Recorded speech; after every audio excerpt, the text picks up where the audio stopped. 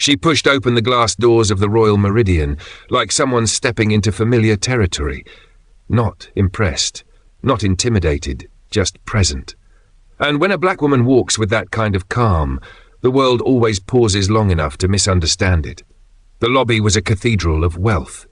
Marble floors are polished to a mirror shine, chandeliers dropping crystals like frozen rain, oil paintings framed in gold, all of them staring down with the same expression. Do you belong here?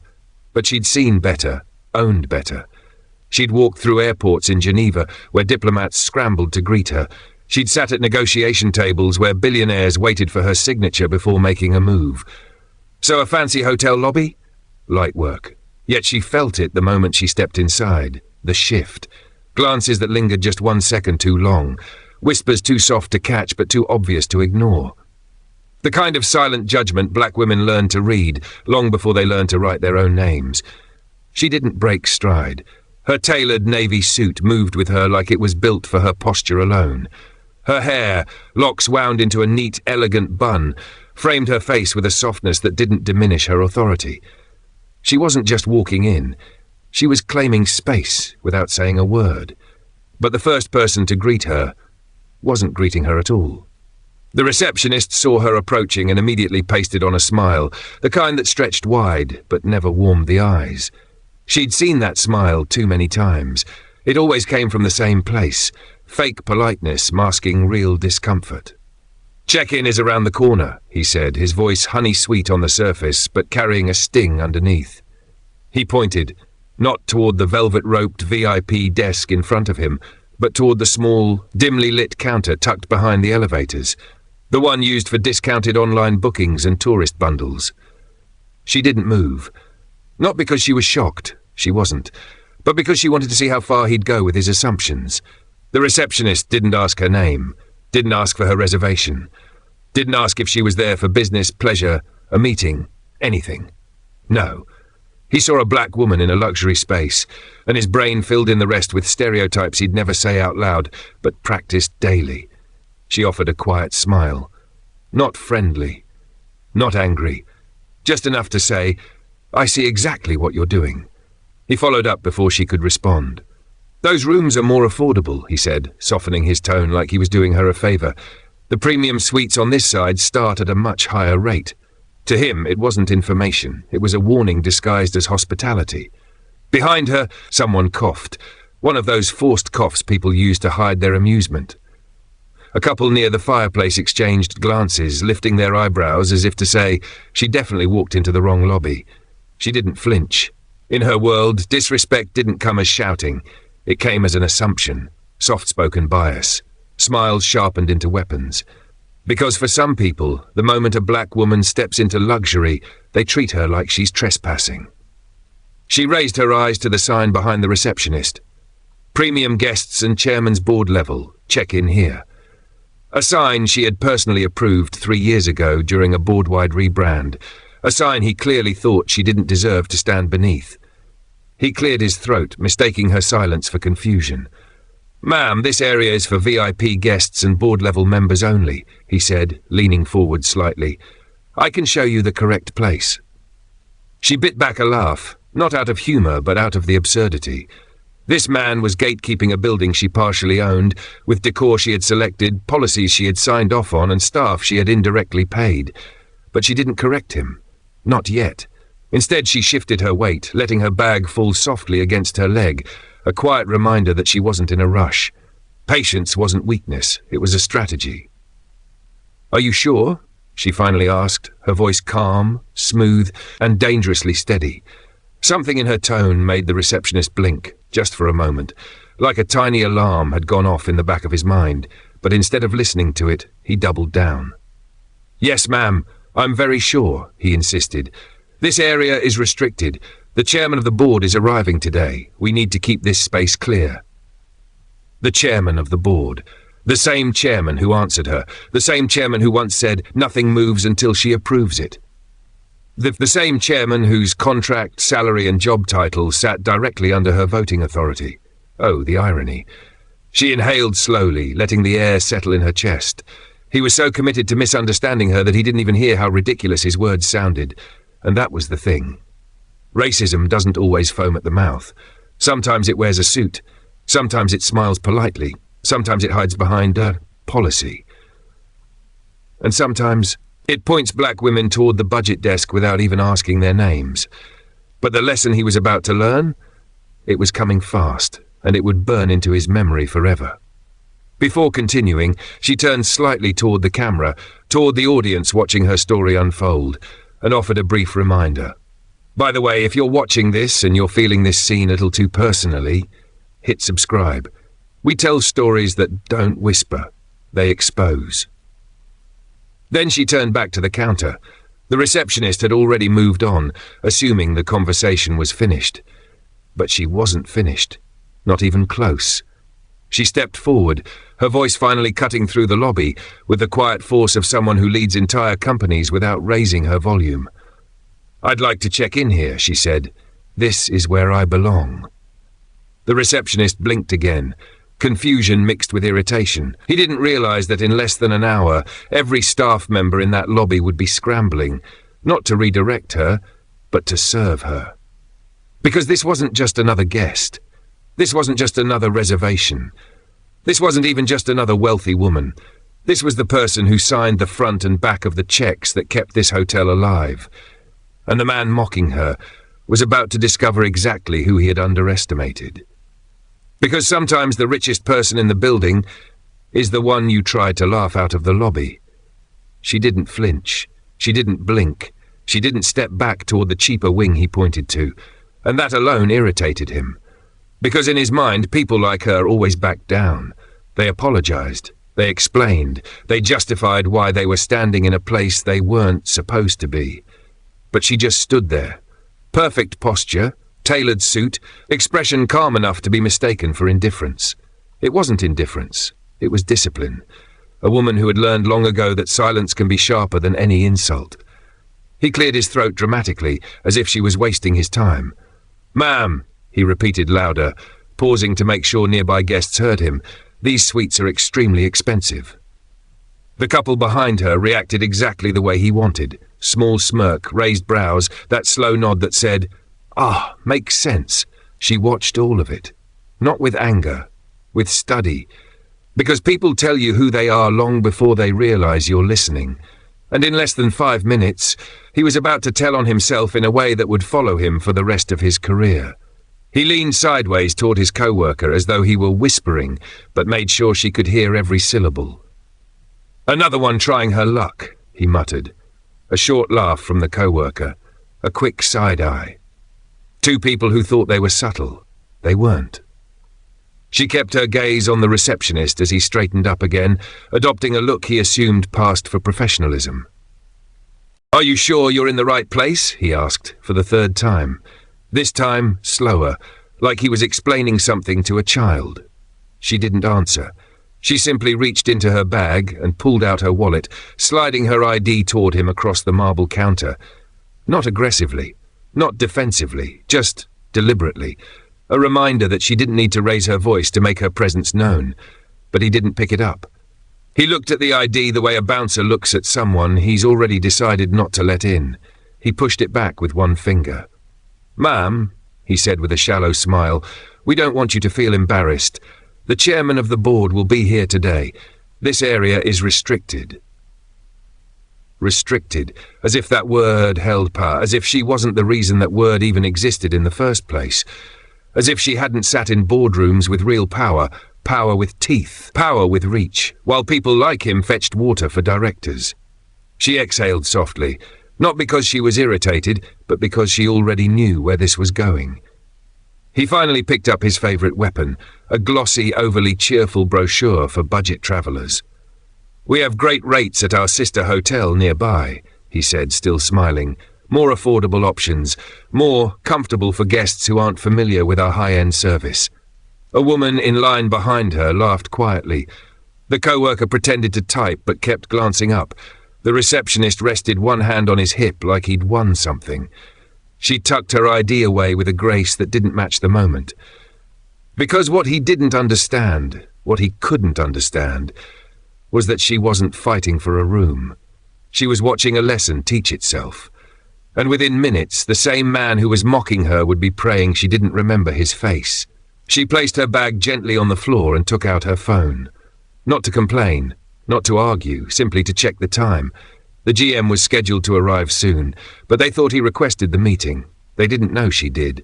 The receptionist mistook her patience for hesitation. "We don't want this to be uncomfortable," he added, softening his tone in a way that somehow made it worse. "Maybe come back later, during a less exclusive hour?" Less exclusive. As if she needed exclusivity explained to her. A woman who owned more real estate than their entire corporate staff combined. He slid the budget brochure a little closer, tapping the page that displayed cartoonish palm trees and discount rates in bright orange letters. She didn't touch it, because nothing about this moment was hers to pick up. She turned slightly, just enough to catch the couple still watching her, and offered a calm, unreadable half-smile. Not for approval, not for connection, just to acknowledge the reality they were pretending wasn't happening. And that subtle act alone made the receptionist fidget. People get uncomfortable when the person they look down on refuses to shrink. And real quick, if you're still here watching this, it means the story has you hooked already. Hit subscribe so you don't miss the moment this entire lobby gets turned upside down. Back to the humiliation. He thought she didn't clock. The co-worker walked over, pretending to be helpful, but really there to support the performance. "Did she book online?" the co-worker whispered. "Probably not," he replied, staring at her suit, "but maybe she can afford the deposit if we lower the hold amount." Another small laugh, another assumption, another moment they'd wish they could delete. She clasped her hands lightly in front of her, every movement controlled, steady, deliberate, the posture of someone raised on excellence, not chaos. "Ma'am," the co-worker said with forced sympathy, "the penthouse floor is for VIPs only. It's not something we make exceptions for." Exceptions. She almost smiled at that one. This wasn't an exception. This wasn't a favor. This wasn't them granting access. This was her building. But she saved the revelation for the right moment, a moment they'd never forget. The receptionist tapped the counter impatiently. "Ma'am, if you don't mind, we do have actual premium guests arriving soon." Actual. Not her. Not someone who looked like her. Not someone whose presence challenged his narrow world. She stepped back, giving them space. Again, not out of fear, but because the moment needed room. Because in less than 20 minutes, the GM would walk into that lobby. He would see her. And everything these employees thought they knew about power, class, and belonging would collapse in seconds. Because the man they kept mentioning, the chairman they were so eager to protect, was about to walk in, call her Madam Chair, and bring the entire room to its knees. She chose the seat closest to the center of the lobby, not tucked in a corner, not hidden behind a column. She sat where everyone could see her, because visibility is only uncomfortable when you feel you're somewhere you don't belong. She crossed one leg over the other, calm, composed, letting the weight of her presence be its own statement. Her bag rested beside her, discreet but deliberate. Inside it, a folder that held a truth the hotel staff wasn't ready to face. From behind the counter, the receptionist kept looking up at her with the sort of suspicion reserved for people they think slipped through the cracks. Every few seconds he'd glance at the elevator, then back at her, as if silently urging her to leave before someone important walked in. But she had no intention of going anywhere. Not yet. The couple from earlier settled into the couch across from her. They weren't whispering anymore. They were observing, studying her, building their own narrative.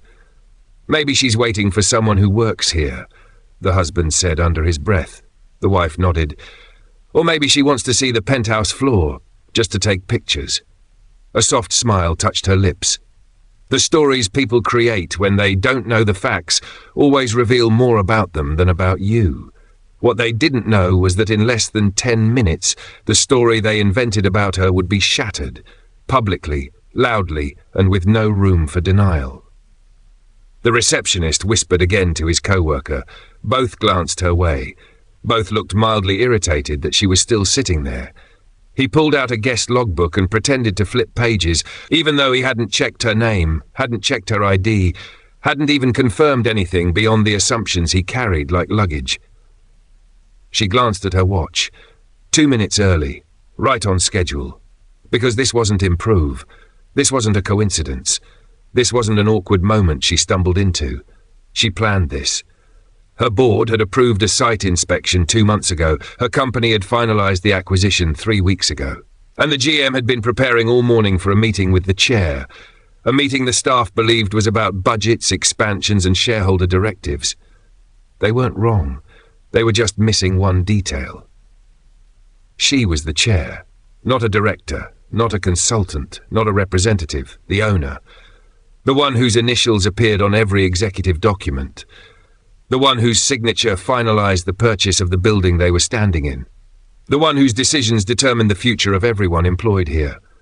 The receptionist tapped a pen repeatedly, restless, annoyed that she wasn't taking the hint to leave. And then, a sharp ding echoed through the lobby.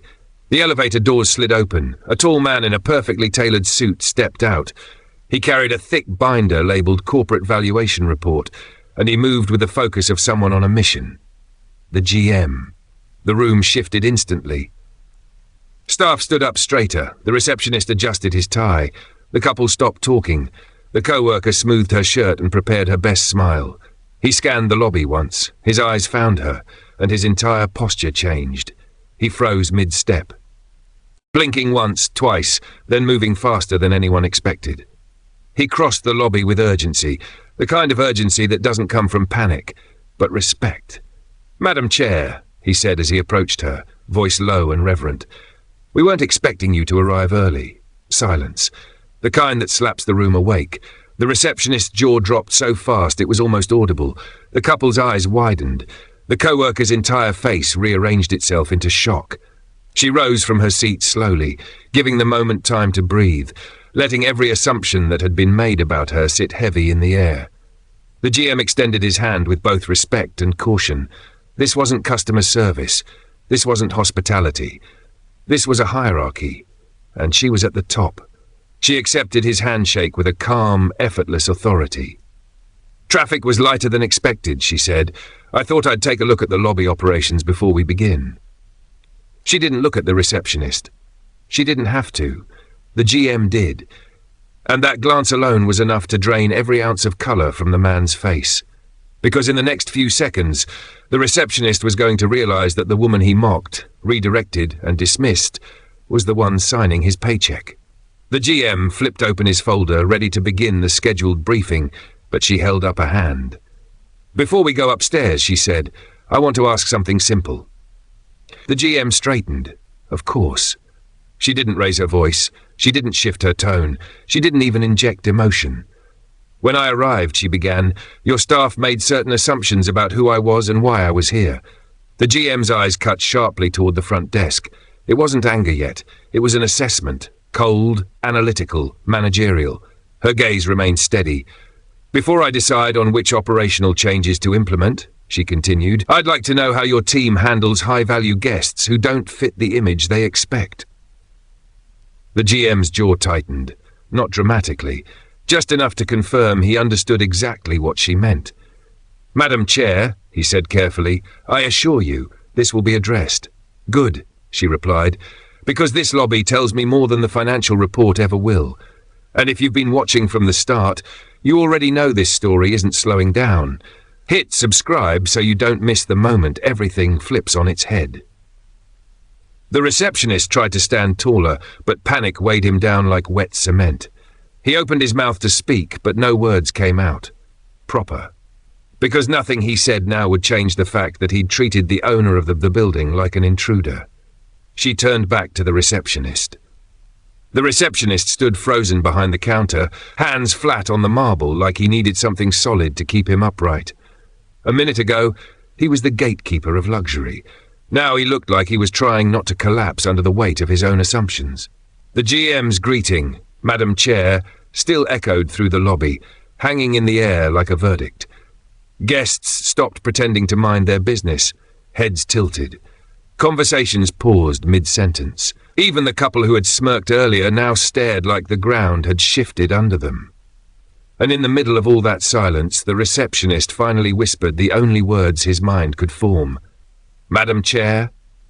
But she didn't turn. She didn't flinch. She didn't offer him the comfort of acknowledgement, because this moment wasn't for him.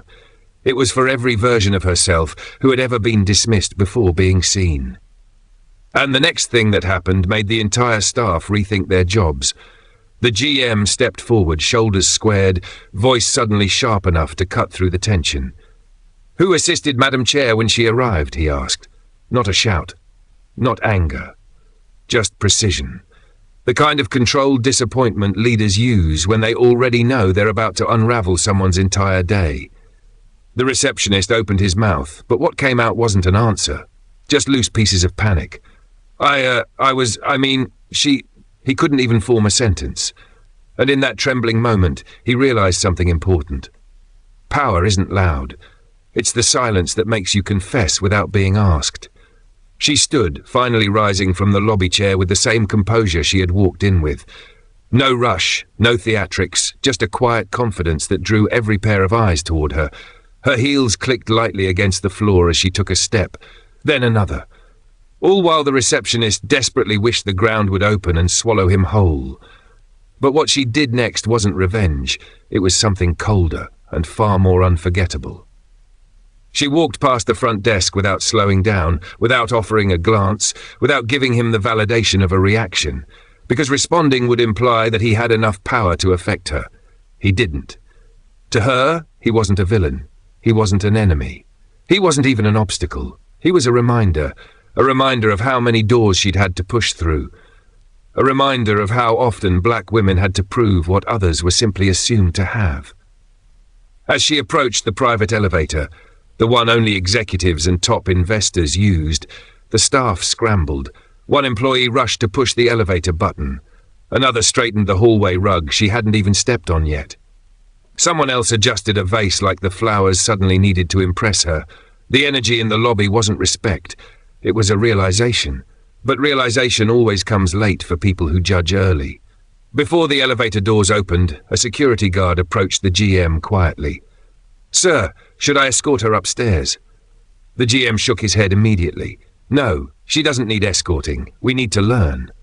It wasn't said loudly, but everyone heard it. And the receptionist felt every word like a strike across his pride.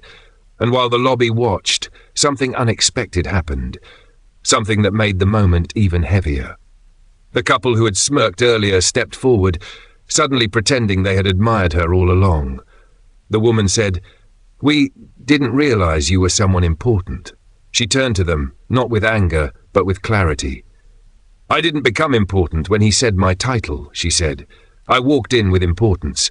You just didn't look long enough to see it." The woman's smile faltered. The man's throat tightened, and the receptionist felt his knees weaken all over again. The elevator doors slid open. Before stepping inside, she paused just long enough for the room to breathe and for her words to land exactly where they needed to. "Respect shouldn't require recognition," she said softly. "No lecture, no shouting, just truth, delivered with the weight of someone who had lived it too many times. If you're watching this and you believe stories like this need to be told, take a second and subscribe, because we're not done shining light on what's often ignored." The elevator doors began to close, but the GM stepped forward quickly. "Madam Chair," he said, "before you go, I want to personally apologize for what happened." She nodded, not dismissing him, just acknowledging the sincerity.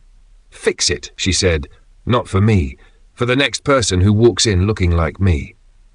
The doors closed, silence again, but this time it wasn't judgment or mockery, it was accountability. And that was when the GM turned back to the front desk with a decision that would change someone's career. "Meet me in my office," he told the receptionist. No anger, no yelling, just a sentence that said everything.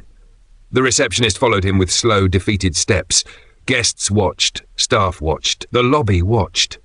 Because everyone understood he wasn't being called in for a conversation. He was being called in for consequences. Meanwhile, the woman the hotel thought they could redirect to the budget side was now riding to the highest floor, the one that overlooked the entire city. And as the elevator climbed, she didn't smile. She didn't gloat. She didn't replay the moment in her mind. She was thinking about business, about expansion, about the meeting she actually came for, because her purpose was bigger than their prejudice. And if you take nothing else from this story, remember this. When a black woman walks into a room, she's not looking for permission. She's looking at the possibility. And more often than not, the room is lucky she's even there.